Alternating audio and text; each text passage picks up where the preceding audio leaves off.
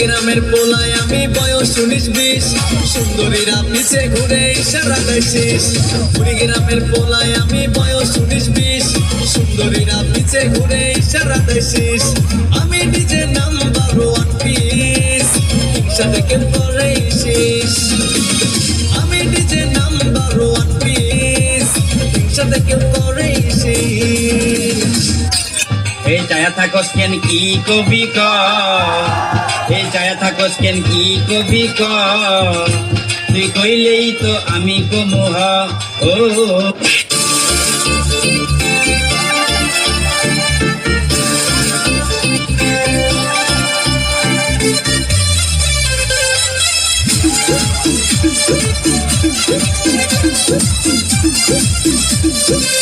लगे मिजाज आज सही नहीं है महलू मठाई तो दही नहीं है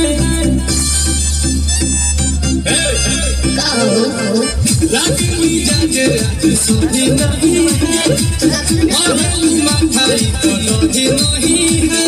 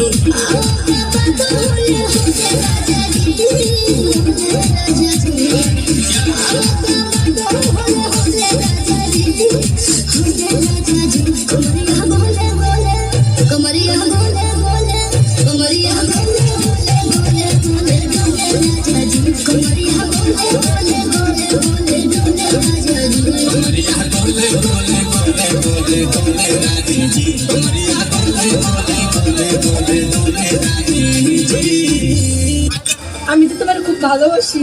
আমি তোমার নেই ভালোবাসি বুঝছো? নেই ভালোবাসি কি করি না তুমি? তুমি বুঝে যাই আমি তোমার ভালোবাসি না। কেন? আমি ভালোবাসি গেলে সানি নিয়ে উঠবে।